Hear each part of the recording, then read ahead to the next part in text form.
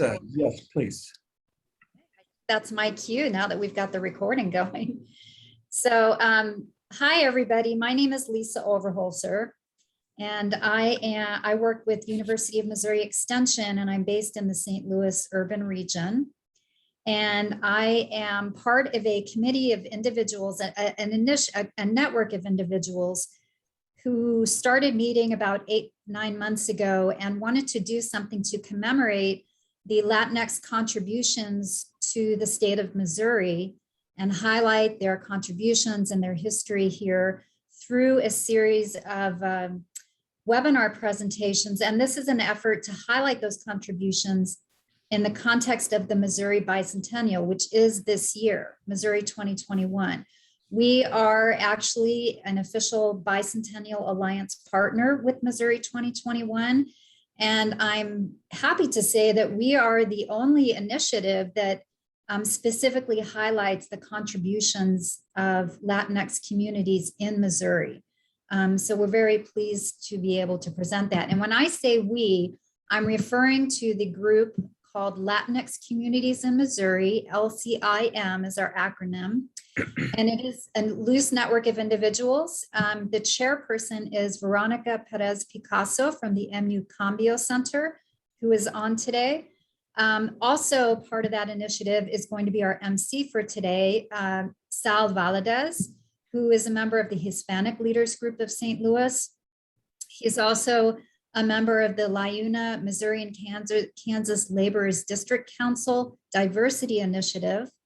So Sal is with them. And I should mention that LIUNA, Missouri and Kansas Laborers District Council is our funder for this entire series of presentations. So we're very grateful to them for their support. Also on the committee is Laura Pita from the University of Missouri Extension Council of Boone County, Missouri, Gerardo Martinez from the UMKC Institute for Human Development, Alianzas, and then also Letitia Johnson, Tish Johnson from the Community Development Program of University of Missouri Extension. So this is the network of individuals. Like I say, we've been partnering with Missouri 2021. Without further ado, I'd like to turn it over to our MC for today. You all probably know him already, Sal Valdez. Go ahead and present our speakers today. Thank you so much, Lisa, Veronica, and fellow committee members for your leadership and your dedication to this year's Latinx celebrations in the 2021 Missouri Bicentennial. And it's an honor to be here. I will start by presenting our speakers, and I'm going to present both of them, and then we will transition from our first speaker to our second. So our first speaker, I'm very honored to introduce you to Teresa Torres, PhD, an associate professor of Latinx and Latin American Studies and Sociology at the University of Missouri at Kansas City. She specializes in Latinx studies, immigration, race and ethnic studies, religious studies, and gender studies. Teresa has publications on Latinas and Latinos in higher education, Latinx students, and Latina religious practices. In 2013, she published The Paradox of Latina Religious Leadership in the Catholic Church, Las Guadalupanas of Kansas City. She is currently writing a book on Latina social justice, leadership, transformational resistant leaders, based on interviews and ethnographic studies of leaders and activists. She recently published her initial research in an article, Transformational Resistant Leadership in Kansas City, a study of Chicano activism, for the Chicana Latina Studies, the Journal of Mujeres Activas en Letras y Cambio Social, in the fall issue of 2019.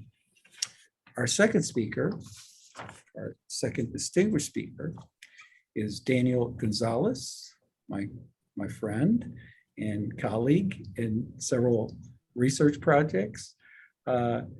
Danielle earned his MA in Museum Studies from the University of Missouri St. Louis in the spring of 2010 as an E. Desmond Lee Fellow. Following graduation, he began work as a researcher at the Missouri History Museum. In 2013, Daniel took the position of museum curator with the St. Louis County Park System, later working as a historian for St. Louis County. In 2018, he became the director of exhibitions research at the Indiana Historical Society. So I guess that makes you a Latinx Hoosier, right?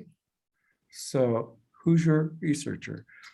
So welcome guests, and welcome to our distinguished presenters. So I'm going to pass this over now to Dr. Teresa Torres. Thank you very much, Sal. And thanks to all of you for inviting me and for the opportunity to discuss the important history of Latinxs in Missouri. It's a rather lengthy history. I also want to say a very big thank you to my colleague who's here, Dr. Sandra Enriquez, public historian. We worked together on this project of the history of Guadalupe Centers, which encompasses, it's a nonprofit Latinx serving agency that we worked together on pulling together a major exhibit in the Kansas City Public Library, as well as putting together the background that was later used for 2 videos that we'll be seeing short. They're very short videos, so we'll be seeing those. But I appreciate that. And I didn't want to leave her out because she has done a lot of work in the same area. So, all right, thank you for inviting us. And I want to go forward and just talk a little bit about this history. Okay, I turn my, let's see, there we are. Okay, so as you noticed on the cover, I said from really the late 1800s to 2021 is really what I'm looking at. And so Latinos have been in before I talk about that, I think because this is the history of the Latinx identities, I wanted to talk a little about the diversity of Latinxs. In Kansas City, it's overwhelmingly Mexican-American ancestry, but there are lots of diversities. And so I named some of them here, and there are more than just the ones I posted. We have so many different diversity of populations throughout the country, and Kansas City is no different. And sometimes people are confused about us. And so our history, it was interesting in the 1930 census, we were listed as a separate race called Mexican, but there was consternation by the Mexican American community about you calling us a race. And so they went with the Mexican Council and talked to the administration. And so so Mexican was no longer a race, it was listed as an ethnicity. And in 1980, they wanted to try to figure out what to do with us. So we had Hispanics. And then eventually in 2020, now we have Latinos, and we're much more complicated than we ever were. And then there was a whole debate in 2018 and 2019, are we going to be a race again? And that debate was shut down, and we were included as an ethnic group. But along with that, I think you might have already heard, are we Latinx? What is Latinx? Well, Latinx is really the fact that Spanish has feminine and masculine terms. And if you use the masculine term, then you're excluding the feminine term, even though everybody says, well, Latino stands for everyone who is of Latin American background. Well, not necessarily. So it became Latina/Latino. Then it became Latinx because we don't want binary positionality. We want to be inclusive of everyone. And there's been a big discussion about this, and the majority of people don't like that term when they polled Latinx people. But I use that because that is really what a lot of my students educated me about. They did not like the A or the O at the end.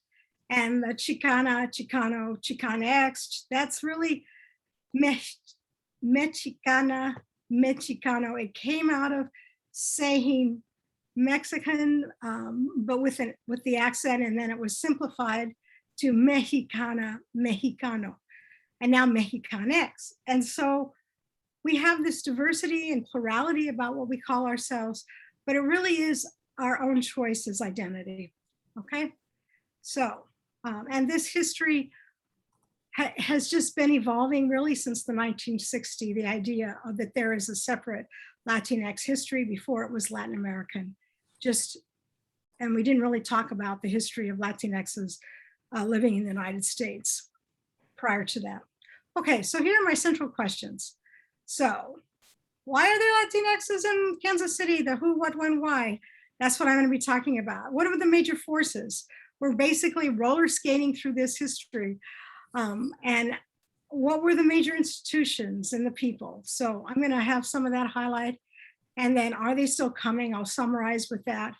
And then this is the ending is kind of a question that Sal gave us, what's changed and what remains the same for Latinxs in Kansas City?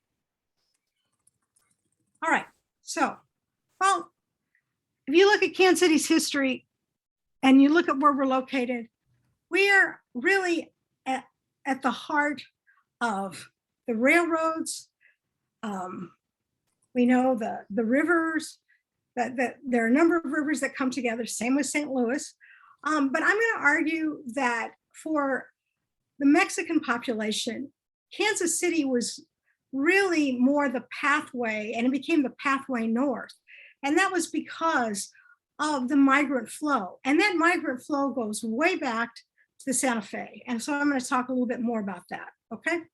So we have many ties to Mexico, and in Kansas City, it's always been, it's either been 90 to 80% Mexican ancestry, Mexican American. That's changing somewhat in the last decades. So we have a lot more Central American. Right? And so go. So let's look at this. What was the expansion here? So we had, that's why we're celebrating today, the independence from Mexico.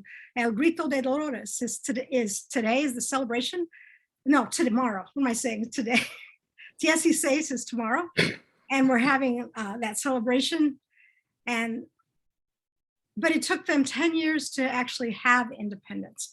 So 1821. And I said, I have that wrong, 1811, I'm sorry. Too tired when I typed that up. And then we have the Treaty of Guadalupe Hidalgo, and in just a second, I'm going to show you that map. Okay, so here we see that really all of this land that we see here was claimed by Mexico. There's some of it that was somewhat contested, and of course, and it was basically up until we get to the boundaries between Mexico and the United States, it was claimed by the US at the end of the Mexican-American War. But I wanted you to see that even, we can't see it very, if we had Kansas, there's a little bit of Kansas that was part of this contested dispute between the United States and Mexico, okay? But Missouri, no, we weren't part of that. All right. And then the Mexican Revolution, as I talked about. And so before 1848, everything was east to west. We had manifest destiny. Everybody was going this way. But after 1848, then things started to go from south to north.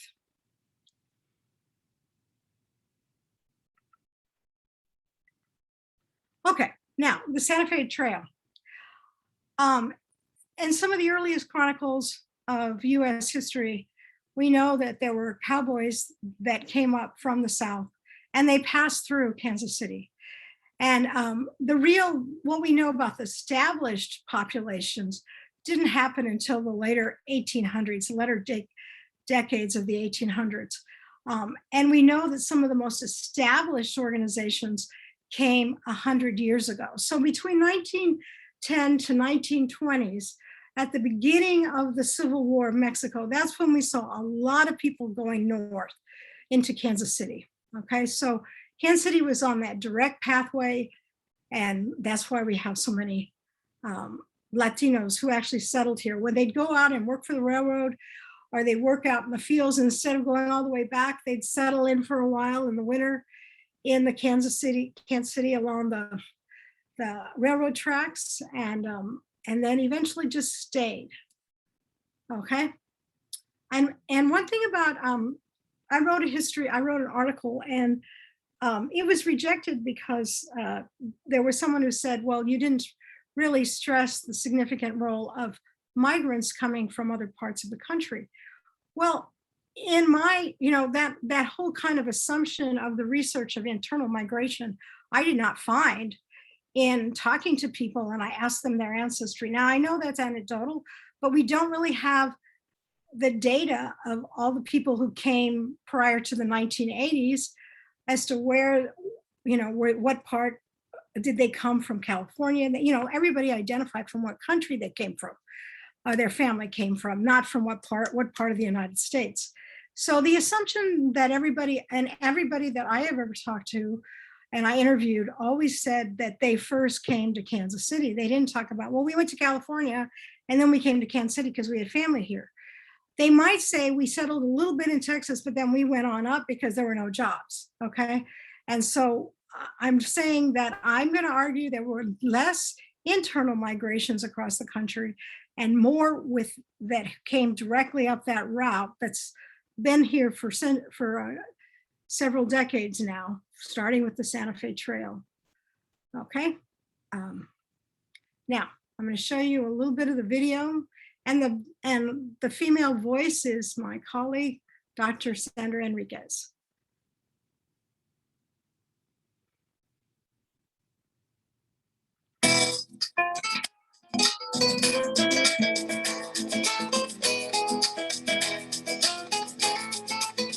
During the early 1900s, began to leave their home disrupted by the Mexican Revolution in pursuit of a better life. They migrated north, following jobs working in railroads, meatpacking plants, and farm labor. Many settled in the West Side community of Kansas City, Missouri. What brought this center about was the migration of the Mexican immigrants to Kansas City to work on the railroads. And both the Santa Fe and the Burlington Northern Railroads needed to recruit laborers. Eventually, they needed the labor year-round, but then eventually they started bringing their families. There had been a revolution going on in Mexico for 10 years. People were tired of it. A lot of them had lost either family members or friends. So a lot of them initially were living in boxcars, and they struggled. Even if for those that did find housing, it was very difficult because there was so much racism. I guess one factor that kind of bonded them with some residents here in Kansas City was most of the Hispanic immigrants that came, a lot of them were Catholics. There was two priests that had moved up into this neighborhood in the West Side. They saw the needs of these people, that the new immigrants coming up here. How can we help them? As a result of having that religious connection, they started the Guadalupe Center. There was a women's society called the Amber Club. They're the ones that saw the need. They said, hey, we need to help these people. They're Catholics like us. Besides that, they need some human dignity. How can we help them? Dorothy Gallagher then came later. She started in 1922 and was here till about 1946. She was then the headmaster. Without her, you wouldn't have had the center here. And then she'd take care of all of these children that needed love. They were all her children. They refer to her as the fairy godmother of the West Side. She did so many things to help people get acclimated and to deal with the transition of becoming assimilated to this country. Upon their arrival, Mexican immigrants faced yet another hardship: discrimination. Mexican children were not allowed into certain schools, while their parents were not allowed to work, shop, or receive services in many places. To answer this growing need, the Catholic Women's Club in 1919 established a volunteer school and clinic in the West Side. In them days, an Hispanic could only work at the packing house, railroad, put on construction jobs that were very hard and outside in the elements. This center provided the services specifically for Mexican immigrants. General Hospital here didn't start taking Mexicans until the 60s also. That was how segregated it was. We had a swimming pool here at Penn Valley Park.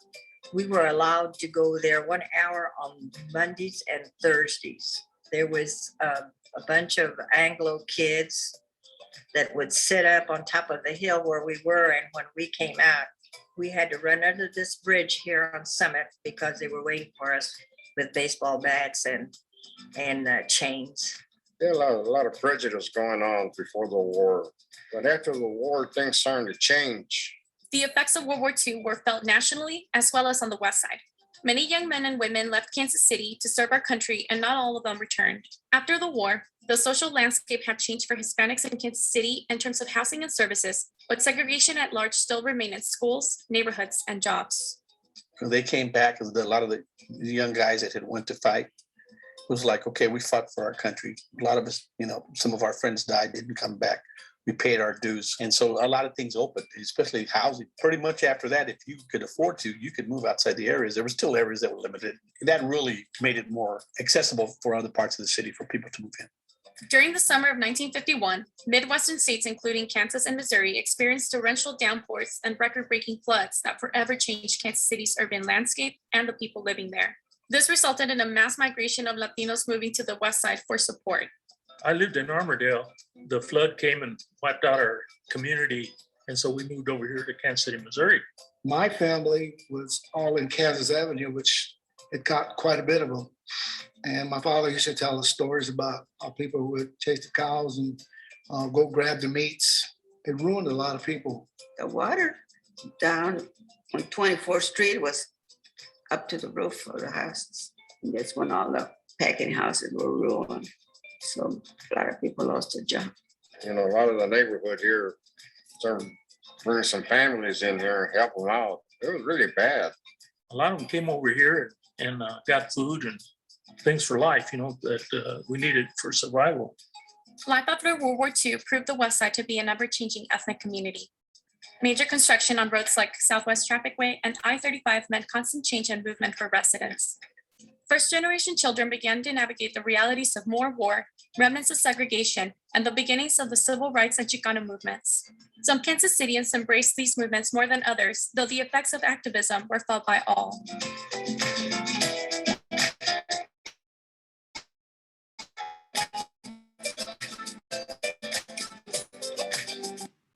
Okay.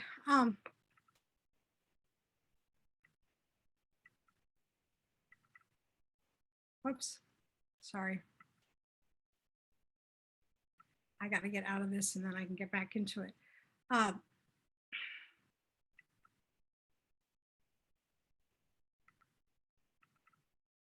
Okay, I looked at the time and I realized I don't have a lot of time. So I will share my other video. I'm just gonna answer some of the questions that I had posed that were central. The Latinx population here had a number of organizations that really helped them. We saw the Catholic Church, but I don't want to leave out the Lutheran ministries. And also they all had their own Mexican-led organizations, and they had that focus. And Guadalupe Centers, first, it was in 1971 when they separated.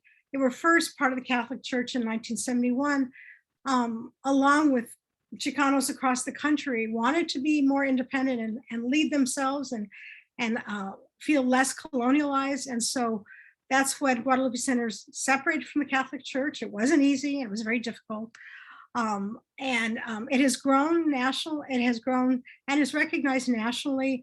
Today, education is a very major feature of it. Started out with preschool and then the high school. And now we have the Guadalupe Educational System, which is charter school, kindergarten, pre-kindergarten, preschool to high school. And it's a major organization of $23 million annually. And there's also the West Side Housing, El Centro over in the Kansas side, and also several health clinics. And I just named one. And the Mattie Roads, it was started in the West Side after a young white woman, and has now become largely a Latinx serving organization. This was from the 2010, but I want you to see basically where the population of Latinx, that's the brown. The green are African Americans, and so you see the kind of where they're centered, but the next one will show even more. Oh, and you see right here, kind of the dividing line between black and white. Okay, let's go to, all right, I also wanted to show you here at the top is 2000 and 2010. I'm gonna have to make one for 2020, but you see the amount of growth. The darker the color, the more Latinxs there are. Kansas City, Kansas is one of the major growing places. It is very diverse and they have more than 50% of their student population in Kansas City, Kansas public schools are Latinx. So that's important. And also the early populations where the West Side, this whole area here where Latino Center lived, also along the railroad tracks over here. And now these are new places of growth, which had traditionally been for Blacks. And then farther south, I didn't have enough room, but Belton, Missouri is a lot of Latinx, and farther south in Johnson County as well to Olathe, there are a lot of Latinx peoples living in there. So a lot of times people have these false assumptions about immigrants, and they think that immigrants are taking away from Missouri.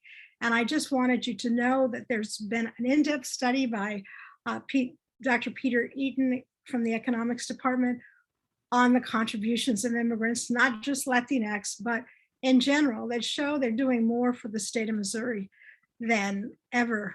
And so I want to go back, and that's the summary of the findings. So they've helped Missouri economy. And I'm just going to give another piece of 2020 immigration information. And that is that the 2020 census said that the growth of the population, more than half of that population was Latinx, okay? And the other thing is to dispel the myth, the overwhelming majority of Latinx people are from the US that were born here.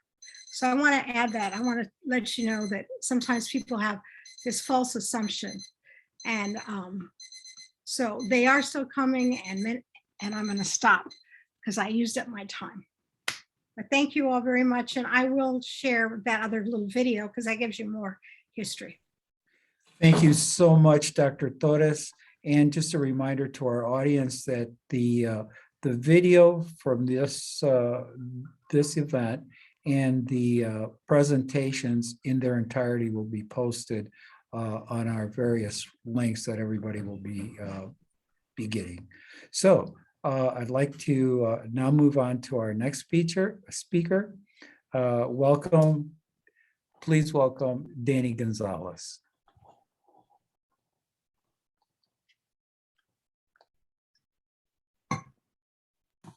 All right.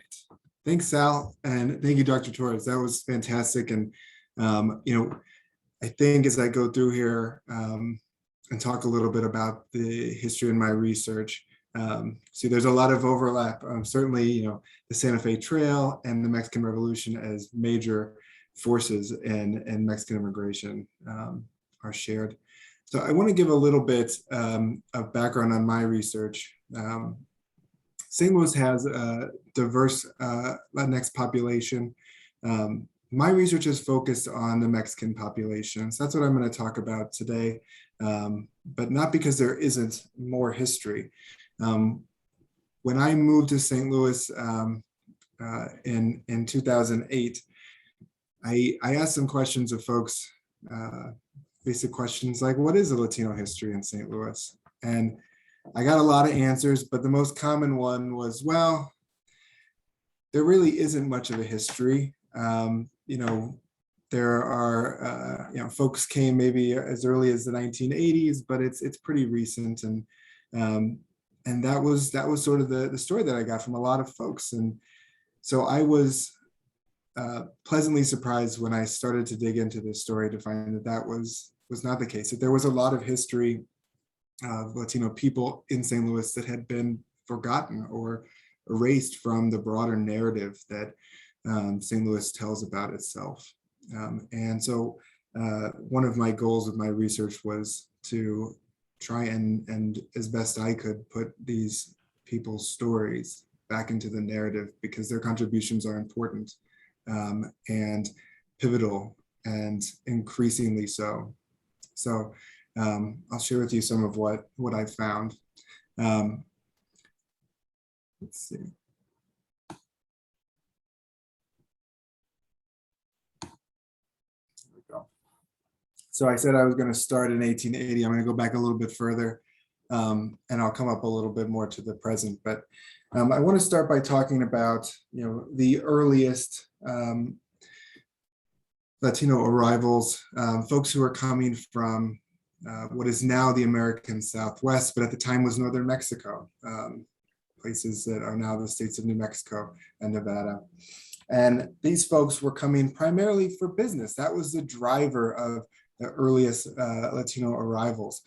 They were connecting with folks in St. Louis, and St. Louis business leaders were connecting with them. The idea of building trade, building relationships that would be mutually beneficial. St. Louis was looking at a decline in the fur trade and opportunities for increasing trade in other directions and other industries. So a number of Hispanic trading families connected with St. Louis, among them Chavez family, the Otero family, the Armijo family. These folks came to St. Louis in small numbers as early as the 1840s. Miguel Otero was born in New Mexico. He attended private schools in St. Louis. He attended St. Louis University in 1841, and his son was actually born in St. Louis in 1859, also named Miguel Otero, and he was the 15th governor of New Mexico.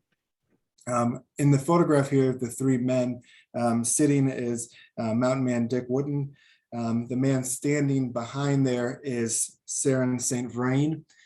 His name might be familiar to some people in St. Louis. He owned much of the property in what is now Spanish Lake, which is an unincorporated area of St. Louis County. And the man sitting on the right there is Jose Valdez, and this photo was taken circa 1865. And around that time, a little bit later, Valdez marries St. Vrain's sister. So you have these increasing business ties. You have a small number of Latino people coming and living in St. Louis. And you also have familial ties that are developing, tying these people closer to the St. Louis region. Following the Civil War, these trading ties continued to develop. St. Louis, along with a number of other places around the country, were looking at where they could develop trade to help recover from the devastation of the Civil War. And they looked south, they looked to Mexico. The man in the picture here in the corner, his name is John F. Cahill. He's not a Latino, but he had lived in Cuba for a while, learned Spanish, and decided that it would be a really advantageous thing for St. Louis to develop institutions that could help foster trade. And so in 1876, he established a newspaper, El Comercio del Valle, that by 1884, he claimed had the largest circulation. It was the largest circulating US paper in Mexico with a circulation of 12,000. In 1878, he helped to found the Mexican Consulate in St. Louis at the urging of St. Louis merchants and the US government. And in 1883, he established the building pictured here, the Mexican and Spanish American Exchange, which was located at 8th and Olive in downtown St. Louis. I wish this building was still there. It's a really cool, would have been a really cool landmark, but no such luck. They were successful in their efforts. Trade developed substantially between Mexico and St. Louis. By 1895, St. Louis was a leader in trade with Mexico, $7.5 million in trade yearly, 43% of total railroad receipts, really significant, and led to growing railroad ties between there. So the first connection was in 1883 with the Mexican Central Line, joined US Railways in Texas. The US headquarters of the Central was actually placed in St. Louis in 1902. Initially, this trade brought immigrants to St. Louis who were well off and who were looking to study at universities in many cases or foster business ties. So at St. Louis University, at Washington University and Christian Brothers College, you had small numbers of Mexican immigrants coming to study. Among them were the Sandoval family. Their parents, Vito and Amelia, arrived in 1890. By 1905, their son Carlos was studying at St. Louis University. It was really Isabel, though, who made her mark on St. Louis. She was instrumental in fostering ties, actually going back to Mexico in 1907. She actually met with Porfirio Diaz, the dictator of Mexico, and helped to foster business ties and opportunities between the two regions, between the country of Mexico and the city of St. Louis. Sandovals were not alone. One other person that's mentioned in the New York Times is Juan C. Armijo. He was a young man studying at St. Louis University and Washington University. And the New York Times reported in 1890 that with the death of his father, he was, quote, the richest man in Mexico. So as I said, these are a lot of well-off folks who are coming here and oftentimes very well respected, but not everybody who decided to immigrate from Mexico to St. Louis was so well respected back home. In the early 20th century, the Mexican Liberal Party and publishers of the newspaper Regeneración came and settled in St. Louis. They had been publishing their newspaper, which was harshly critical of Porfirio Diaz and his government from within Mexico. It did not go well. They were persecuted, they were arrested, they were jailed, and when they were released, they fled to the United States. They were in Texas, but that was not far enough away. There were assassination attempts, and so they came to St. Louis. Their logic was, hey, this is a place that is in the center of the country. They also talked about the robust press. They believed that if anything was done to them, that there would be reporting on it. Well, they weren't wrong. There was robust reporting on what the community, what the Post-Dispatch dubbed the St. Louis junta. And these folks were sort of, talked about in extreme ways, but they were remarkably important from an intellectual standpoint, inspiring the leaders of the Mexican Revolution, some leaders of the Mexican Revolution, but also a lot of American political thinkers like Eugene Debs and Emma Goldman, who pioneered some political thought in the United States. The inset picture here shows their property, which is 107 North Channing, which is not a street anymore, but yeah. So these folks help to inspire and provide some of the intellectual underpinning of the Mexican Revolution. And when they left, they helped to facilitate some of that revolution that occurred in 1910. Following the Mexican Revolution, immigration from Mexico increased substantially and increased to St. Louis as well. St. Louis, immigration to St. Louis was inspired by a number of push and pull factors. Folks were pushed by, of course, the Mexican Revolution, by looking for economic opportunities, but there was a pull as well. There was a labor shortage in the United States as a result of World War I, and then later immigration changes with immigration laws that restricted immigration from Southern and Eastern Europe, providing opportunities. And there were industrial jobs, there were railroad jobs, there were opportunities. And in St. Louis and in a lot of other places, folks from Mexico were being recruited directly by employment agencies. St. Louis, there were the two largest were Griswold and the Model Employment Agencies. In 1927 alone, those employment agencies helped to move 10,000 Mexican workers through St. Louis to some stayed, many were distributed across the Midwest and other parts of the United States. In St. Louis, a local population really began to develop in this time period. The International Institute at the time talked about 3 main locations where they were settling, although it's notable that these were large areas, so there wasn't a major concentration of Mexican people in St. Louis. They talked about an area on the south side, which went from south of Sular down to Carondelet. So folks who are familiar with St. Louis City will know that's a large swath of South City.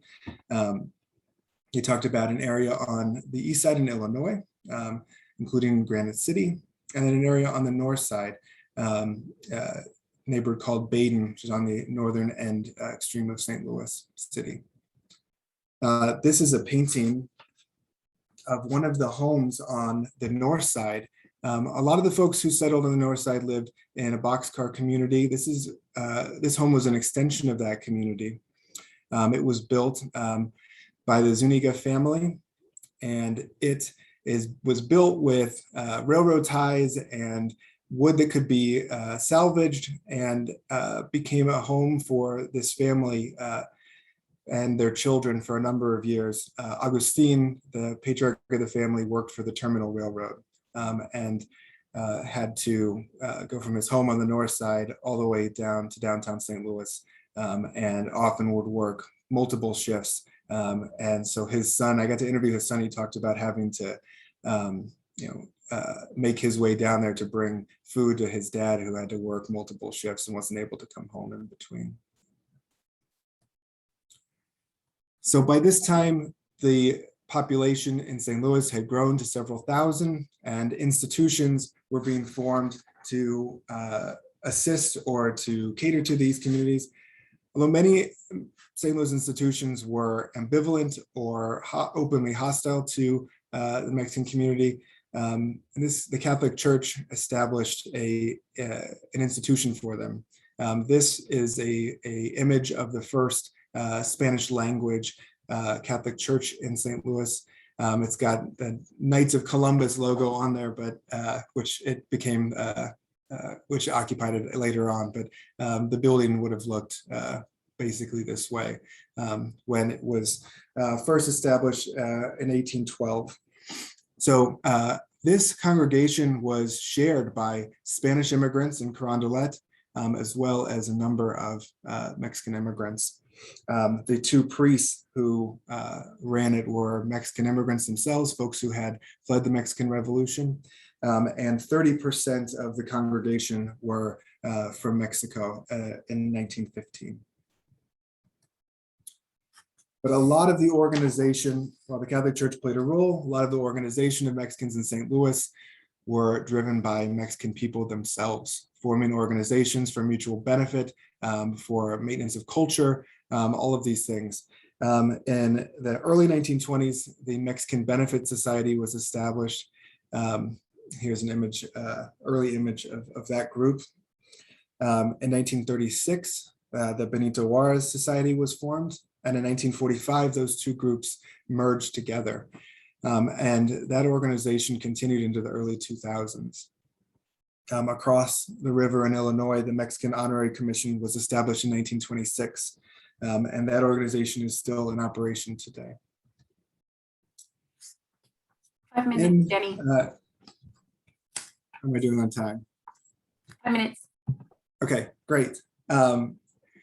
So in 1929, the Great Depression began, and for Mexican communities across the country, this was a devastating occurrence, not just because of the economic downturn, but because of the nativism that emerged and was directed at their communities. Across the country, hundreds of thousands, maybe more, were coercively repatriated. This is a photograph from the Sedalia Democrat showing a group of Mexican repatriates. And this sort of coercive repatriation is the best terminology that I can come up with. These folks were put in a situation where in many cases they had no choice but to leave. And so these folks were Mexican immigrants, but they were also in many cases Mexican Americans, folks who were born here, who were forced out of their home country nonetheless. They were not given access to aid. They were fired or not given opportunities at jobs. And railways were giving them discounted fare if they would get on a train and not get off until they arrived in Mexico. So in St. Louis, my best estimate is that the Mexican population was probably cut in half during this period, and largely in part as a result of these policies and actions. And this marked an end of a period where St. Louis was central to distribution of Mexican workers across the country. This marked an end or a slowdown at the very least to the growth of an immigrant population of Mexicans in St. Louis for a time. And I should say that this does not mean that in the years that followed, there weren't any Mexican immigrants, and certainly that there wasn't growth and development and contribution being made by the Mexican community. The Benito Juarez Society that I mentioned before continued to operate, continued to grow in membership, in fact, and continued to grow in terms of its public face and being able to influence policy in the community in St. Louis. And there's a photograph here in the top left that shows the board of that group in the 1960s. The contributions of Mexican people to cuisine in terms of Mexican restaurants was not new in the latter part of the 20th century. There are some records that there were Mexican restaurants in St. Louis as early as the 1920s, but certainly this was a period of proliferation and growth. And the oldest Mexican restaurant still operating in St. Louis today was established in the 1960s, Ruiz Mexican Restaurant in Florissant. And the picture on the top right here shows an early photograph of some workers at that restaurant. In the bottom right corner is an image from Hellwig's farm. St. Louis was, the recipient was benefited from an influx of Mexican immigrants as a part of the Bracero program, which ran from 1942 into the 1960s and was a guest worker program. Estimate is about 1,200 Bracero workers came to the Chesterfield Valley in the 1940s and were contributors to the development of that region as a result. Today, beginning in the 1980s, the Mexican community in St. Louis began to grow at a rate that in many ways eclipsed what had come before. And that acceleration of the growth of the Mexican population, as well as the Latinx population more broadly, has only continued to accelerate in the modern era. When we look at the landscape of St. Louis, we see very visibly the contributions of Mexican and Latino communities in terms of commerce, in terms of culture, in terms of cuisine, in terms of art. And there has obviously been a massive growth in population. The Latino population in St. Louis is now over, in the St. Louis region is now over 100,000 people and continues to grow. I think that the story of Mexican people, of Latino people in St. Louis going back to the early 19th century is important for some basic reasons, like that everybody's story matters and that no one should be erased from the narratives that we tell about ourselves.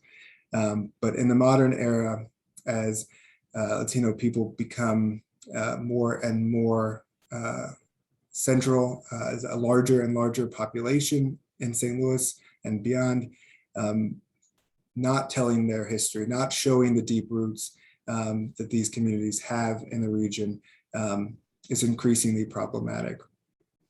So I really appreciate the opportunity to speak to you guys today about this history. And I know that I went through a lot of stuff really fast, but I'm happy to talk with folks offline or in another capacity about different aspects of this in more detail. So thank you all. Thank you very, very much. And we may have a few questions for you. I see that we're at the, I think, almost 5-minute marks. Gerardo, you have a question? Well, okay, so for Danny, so I was very impressed with, thank you again for your presentation, Danny.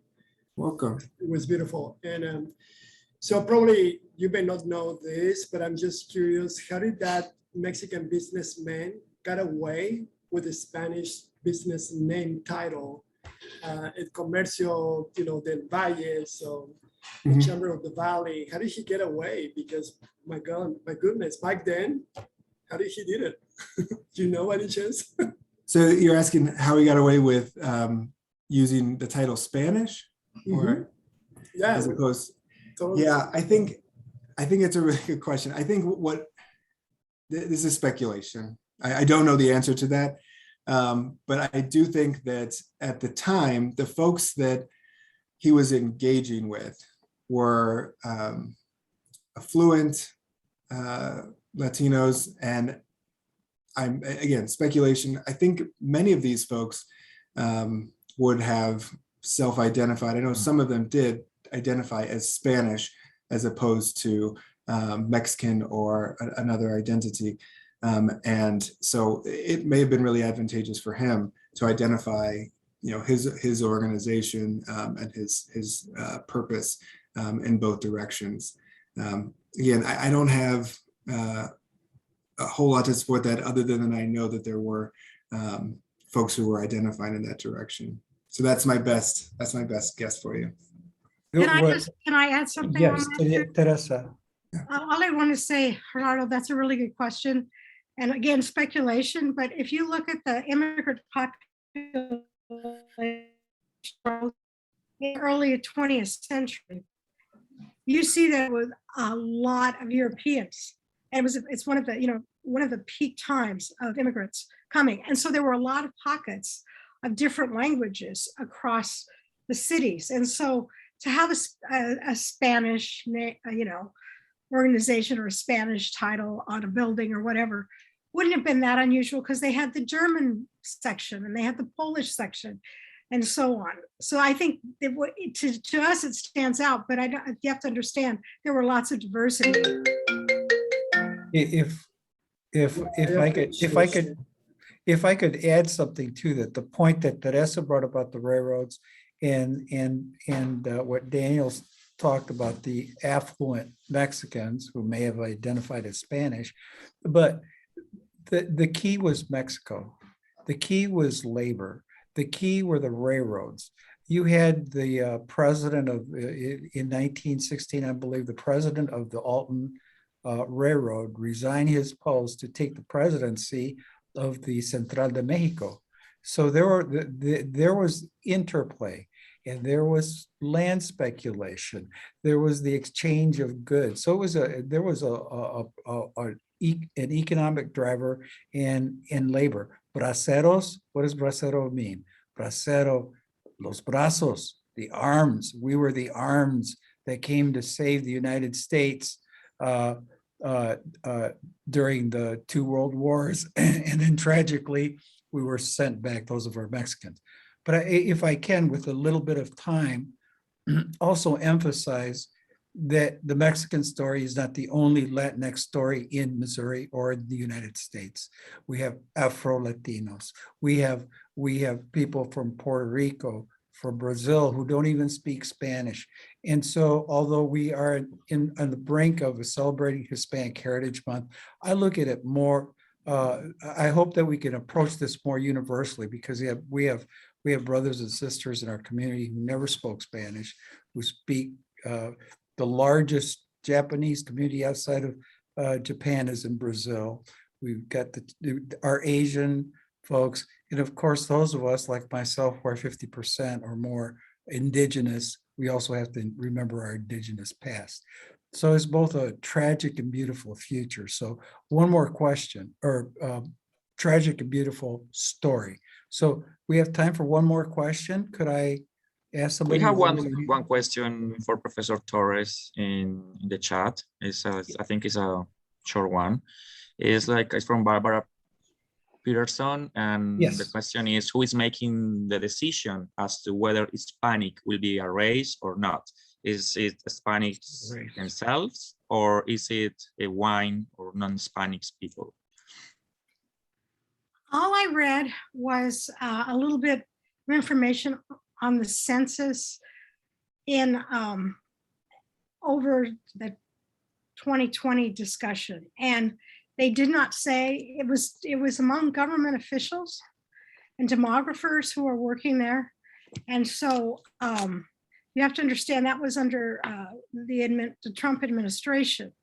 So and there was a lot of debate, remember, about citizenship. So it wasn't delineated that way. But you might want to look at who is the head of the census in 2020 for the 2020 census, because it might give you a little bit more of a sense of why it was going towards being a race. But it's been sort of used as constructed as race instead of ancestry recently, as we've seen. Good. Thank you so much. Any other question? So Sorry.